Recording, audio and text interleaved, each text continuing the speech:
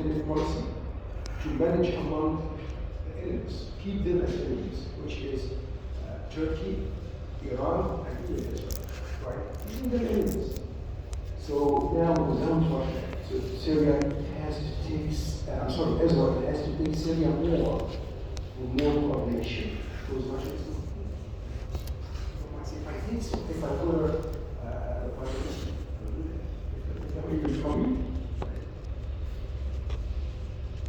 I think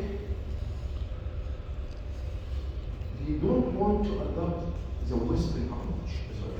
They don't want to be aggressive with Russia because still some complicated coordination and relations with Russia in different areas, including the most important one in terms of relation with Syria, which is relation with Russia, which is Syria. So it doesn't want to be that much aggressive. I think so.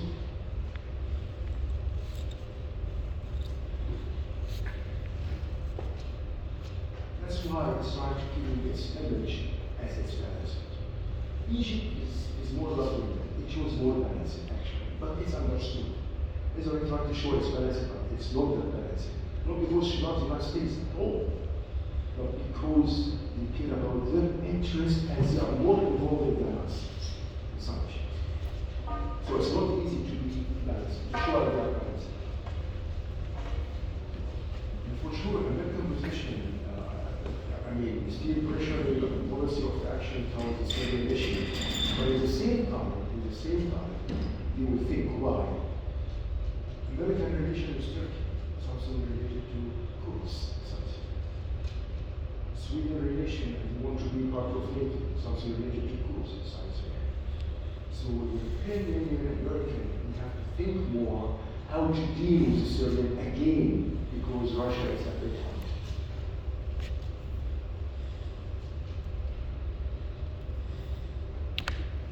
I mentioned about Russia, they will not concentrate in the same.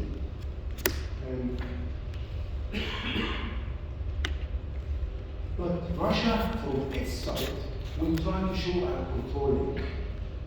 Right? No, I'm not losing, I'm controlling, I'm here. So I tell you, I'll make you the hub, and we can manage it Syria. We can manage it with convenience, and so on. What I can say, a very brief point, negotiation became different. It's not balanced.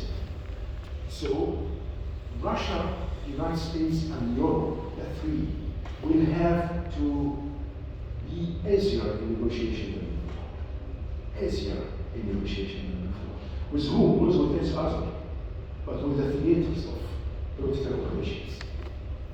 Like in Syria, in Yemen, in Horn of Africa, any complicated or related relation to what's going on, you will have to be less tense, less strong, less pressure in negotiation, because really now they need this theater of political operations. In my conclusion, militarily actually, I think the winter, both sides will expand forces. Really. Psychological operations, but in different ways, something related. Cybersecurity, I hope we can talk about that. Right? Third, artillery showing long range missiles, drones will be increased. Fourth, special operations. This is a time for special operations. We use ambitious range and so on. But I think Ukrainians will increase its land force because they have some ABCs tanks, ABCs especially, they can move better in the smoke, from the smoke, drones. As I told you, if both of us are in my country, you are in my country, and I'm attacking you, if even we don't have energy, so I think with morale, and to know what's going on and how to support myself with energy, any means. And by the way, they start to find replacement for energy because it was expected scenario, by the way. So I think Ukraine will be more lucky. Notice something.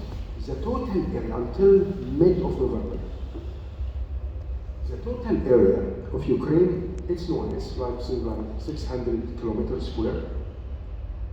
And 20% were captured by Russia in the first few weeks, which is around 20 or 21%. But now it's 46 to 197 liberated, kilometers were liberated, and only 74,443, which means around remaining like 12 or 13% still occupied. That's why, if you remember when you saw the difference between, if you allow me, here, no, I'm sorry, here. Look at this, here, and look at this, and now it became even shorter. And when it became like this, the blue is going.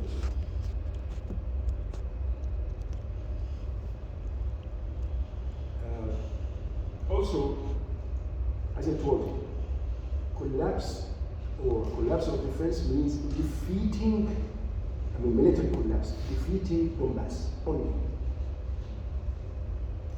And the problem, as I told you, that may lead to nuclear weapon, but the more problem or the worst situation is Russia will be collapsed. This is really very important. And by the way, maybe it will be supported by Putin. Maybe I'm crazy when I say that, but really maybe. To be or not to be. The increasing possibility of Russia using nuclear weapons, yeah, it's coming. There are some indicators and some evidence. Something happened when he, added the 4 states, the 4 provinces. Why he's doing that early? And remember, according to the constitution or to the international law even, you make it independent first and then add it, annex it, right? But what he did with Zaporozhye and Kherson, he made both of them in the same time. He's not idiot, he's not stupid. To me, I said that to my colleagues. I told them, okay, as Putin, with my leadership, I have the right in the normal life to move a nuclear weapon from Moscow to Petersburg. Both of them Russian lands. But I cannot move them during the war even to Zaporozhye or to Kherson. But when they become Russian territories, I can move tactical weapons and do what I want. This is not a tactical weapon, maybe you can carry it, right? You can carry it in a bag, like this sometimes. And he's independent, he can use them. And second, he made, his maneuver, started his maneuver, anti-nuclear weapon and using nuclear weapon. And also it was a meeting in the middle of October by his leaders, his generals, about the possibility of nuclear weapon. So I think it was possible somehow. That's why failure of the war belongs, I think, this is the last part, will support much unification of the weapons. This is the biggest Ukrainian opinions say, well, no, we do all the possible procedures and everything is under control, blah, blah, blah. That's fine. You have to do that, but still we have to be afraid. Especially if I talk on behalf of the United States and especially European Union, especially. So this is, I'm sorry to take time, but this is very brief from my side, and according now to. Okay, so thank you very much, Dr. Said Hussein. And as always, your presentation showed us how comprehensively strategic thinkers grasp the world from tactics, strategy, and the political implications, inside, outside, mainly ROI. That's much interesting for most of us. And also, food security. You also care for food security of us. So you are not going to start. But before that, we will continue discussions and one of my questions is about what kind of end game all the actors now conceiving of.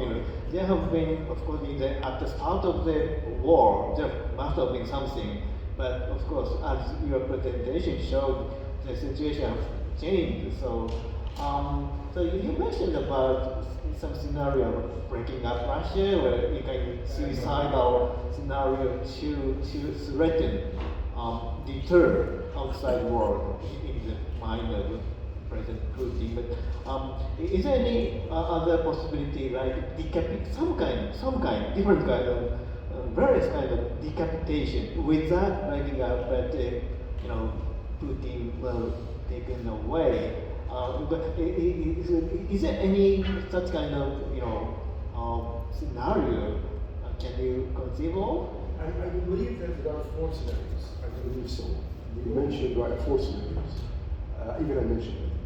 So one of them is that Russia win, which is very simple. And to win, 2 things must happen: stop aiding Ukraine, and Ukraine stop fighting.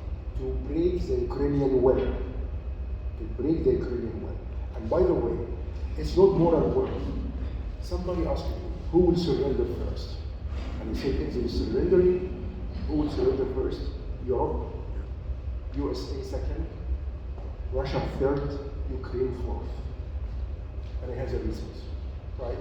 So this is, if Russia will of Ukraine defeated, and if this is a permanent support stop. By the way, if you talk to European people, if you talk to any German, for example, so what about gas? They cry, oh, we will be frozen, blah, blah, blah. Can you stop aiding, supporting with weapons? No. Okay. Number 2, Ukraine win. And this, I think, would happen more and faster if they have the attacking weapons. And this will happen if Donbass collapses, as I mentioned. Number 3, that maybe one of them has leadership collapse. This is the 3rd scenario. 4th scenario, negotiation. And this scenario, please make underlines. Why negotiation is late?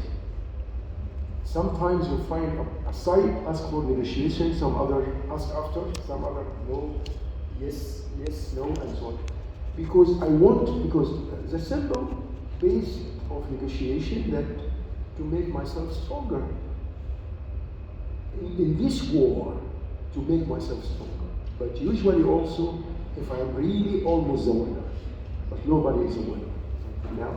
So, but strong in position, both of them in really big trouble. So that's why negotiation is there. Why Russia asking for negotiation after annexing the 4 provinces? Cannot reach this point. Withdrawing from Kherson, withdrawing from Liman, withdrawing from right? But it's not finished. They start withdraw because he knows he will withdraw. Even he was keeping for last moment, don't withdraw. They tell me, no, cannot. We will lose our forces. Right? So this, I think, in any of your scenarios, is there any you exclude any chance of war overthrowing Russian main territory? So you assume in any way the war is limited in the territory of Ukraine. So notice something. If I were American now or NATO, you know what I would be afraid of? That Ukraine to exceed the limits which I want. Like to go inside Crimea, to go and block out in Russia, the north. To attack them. We do by fires. But to go with land force is something different. And even it's difficult, especially Crimea, for some tactical reasons, but we are afraid of that. Why I'm saying that? Because Russia knows that, and USA knows that Ukraine would like to do that. So That's why in the term it's something like it will continue for a long time. And by the way, it's attrition war from one side. Remember now. Because attrition war has a definition. Attrition war is destroy your forces, destroy your weapons until you are exhausted and surrender. Who is doing that? Ukraine. But they don't do that now. They target more the civilian energy sources, water resources, and so on. So that's why if I could really answer the question in a better way, it will take longer time. It take longer time. And by the way, it's against of everybody. Against of everybody. Even the United States doesn't want it. But they have to prepare themselves for this. The word war of attrition is the word appeared to me during your presentation. So you say now the fourth phase, but yes, it might be long in a very prolonged war of attrition. So in this attrition, the how can I say differentiation of forces, basic forces, and military personnel and conscripts. This is the decisive, figure. So how do you assess on both Russia and Ukraine in the moment? Even I wrote this by the way, but I'm using my paper. I'm sorry. Do you remember when I told you? So you do, okay. When you evaluate the performance of any forces, we evaluate it. We call it effectiveness and preparedness. Our effectiveness. So it has 5 elements: operational effectiveness, training, logistics, technical, and morale. Okay?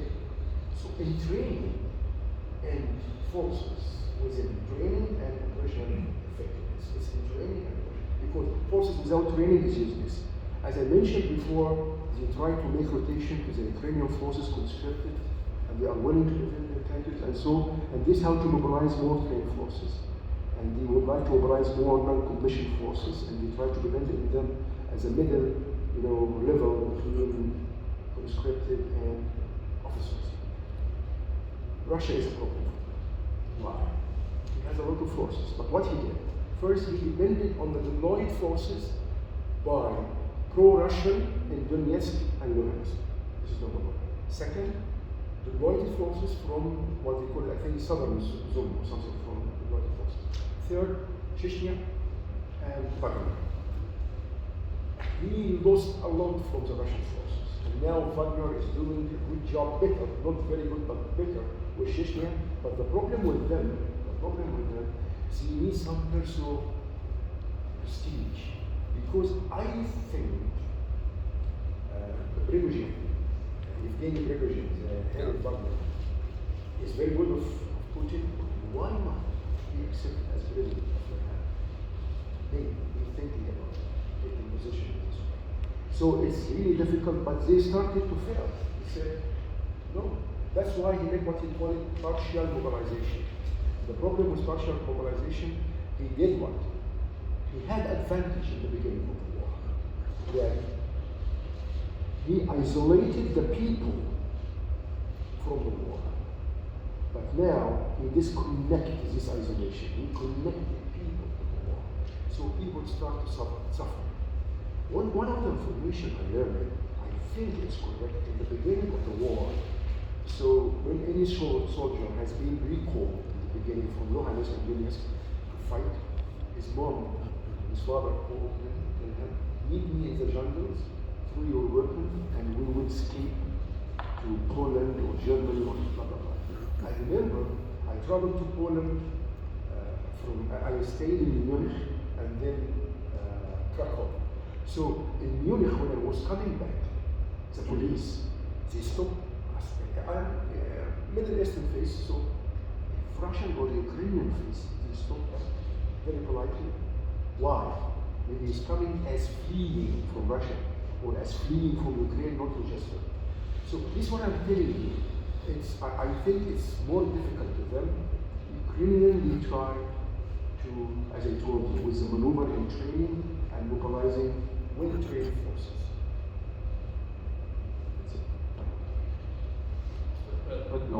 Ukrainian side, how long can it be sustainable?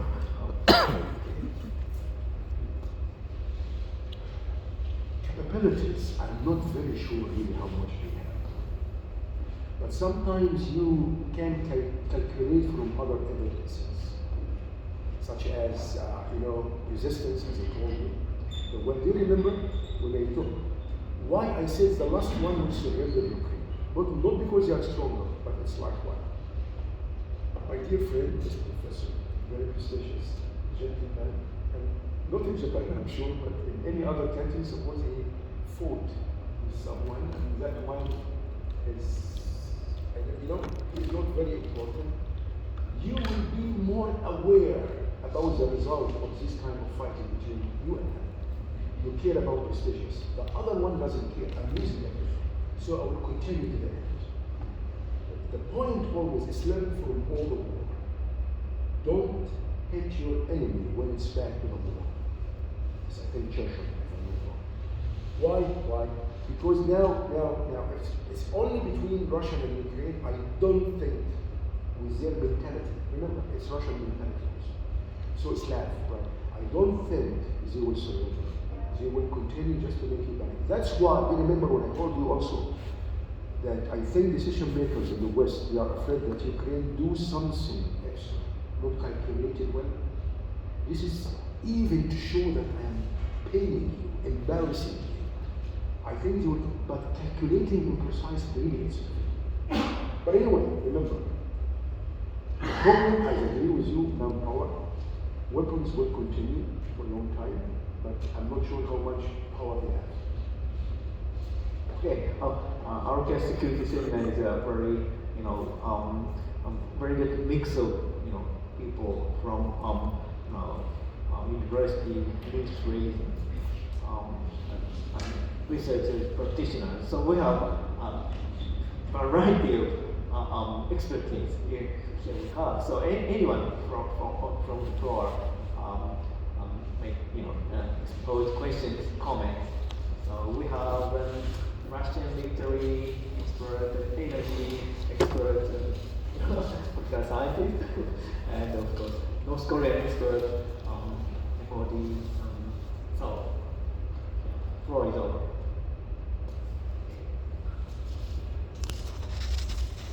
First, thank you very much for that presentation. My name is Chris Lamont, and I'll be presenting later this afternoon.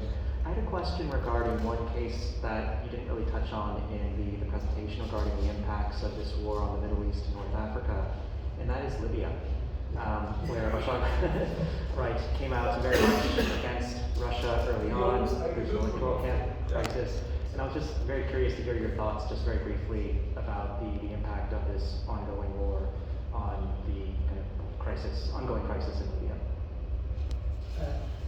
I have to be fair. Libya had three many levels of players. So there is domestic level, and I think it's known mainly, the government and the government. Let me call them this way, if you don't mind. I don't say them Haftar now, you Sarraj, and there are the folks, they are very important also, and terrorist groups, but I think even Egypt participated in this for some reasons, to kill or to finish more of terrorist groups, especially Daesh and others. Originally, remember this, it was Egypt and Turkey. And I'm talking Middle East, right? Middle East, Egypt and Turkey. Yeah, UAE was supporting Egypt militarily, if I'm not wrong. But politically, it's a bit different, right? I think I will tell you from perspective of the higher level, which is international level. Mainly, it's well known: Italy, France, UK, Germany. Some of them for military reasons, some of them for economic or oil reasons, like Germany and France, like Total and the other. And United States. But United States is spread through Africa. Do you know the relation between AFRICOM and CENTCOM? Yes, well, I've okay, yeah. Good. So, because it has some divisions since 2007, by the way. So, from Western perspective, I think especially United States, they see that Egypt would like to manage the situation inside Libya, Egyptian perspective, more than international or regional Libyan perspective. Why? It's our national security border. We don't say we deploy force inside, but there is a red line, and that's all. Okay, this is one dimension. Second dimension, relation between Turkey and Egypt. I believe relation between Turkey and Egypt is mainly ideological problem. It's not economic. We have very good economy between us, if I'm not wrong. Ideological, Muslim Brotherhood, and so Erdogan start to manage. Okay, and he calmed down. Some pressure was from the United States. Remember, Russia was also there, supporting Wagner, and something happened very strange. Syria was ready to send forces, right? Iran was ready to send forces. Syria, which is supporting Russia, yes, to send forces support Egypt, but we refused, and that was very good decision. By the way, military strategically excellent decision. Iran to support Turkey. That was strange. That was strange, but it was very good because Iran now in the Horn of Africa, by the way. When I was in Honduras in Latin America talking about the rivalry, I found Iran in the backyard of the United States. So Russia with Wagner, they are doing well. Wagner is less concentration now, right, than before. So it's a good point that it's not military phase now. It's more political phase. Because if it's military phase, I think it will be difficult more to the eastern side, like Egypt and so on. But politically, I think it's more managed. What I noticed with Egypt, really they know what they want. That's why USA usually, as you all know more than me, have very good relations. Very true alliance. They are systematic and they know what they want and they would like to do in this system. I think Egypt does not agree with the American automation, the mechanism, let me say it. I think so. So, maybe Egypt needed now Russia more. Politically. Remember what? When President Sisi declared this is red line, what happened after that? The commander of African Com, he went to Sarwag and he met him in the west in Tunisia. I'm sure that you remember this and supported this. So, I cannot stop it because even Turkey is involved. USA have three main threats in their strategy. Number one, terrorism. Number two, internal conflicts inside country of area of interest. Number three, conflicts between two countries in the region which are allies. We are non-native British allies. Remember this. So you don't want it. Do you remember when I told you the zones? It's useful. These zones to the United States, not to Russia. That's why you have to move quickly. Even during my lecture in the United States, I told them that. Take an action. Right. I was giving a lecture there 16th of October 2019. So anyway, it's affected by less intervention of Russia, especially Wagner militarily. But I think the main problem to the United States now, politically, is a different view or perspective of dealing with the situation inside. This, maybe I'm wrong, but this is my analysis.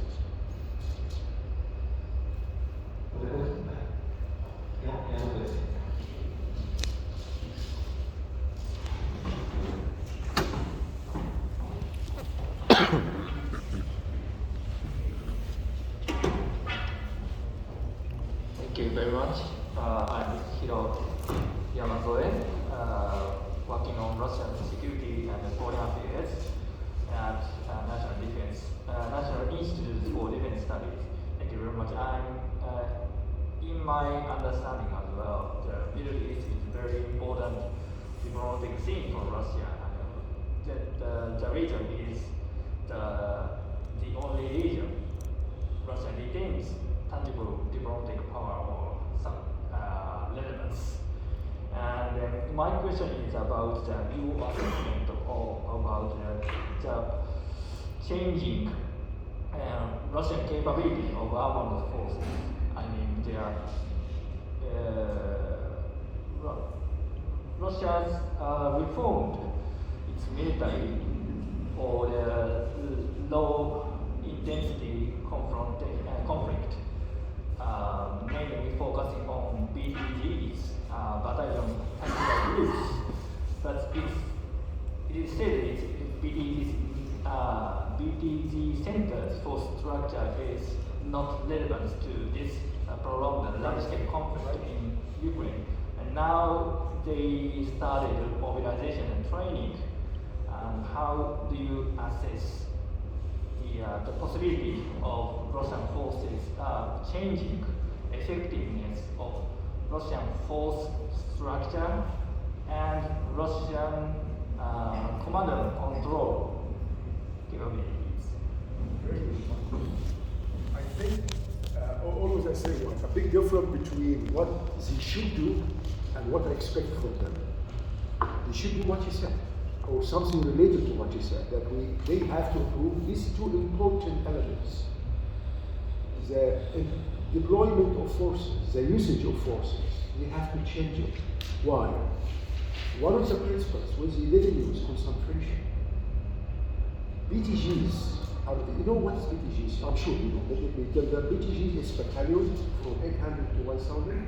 They have all subordinates to fight together. We call it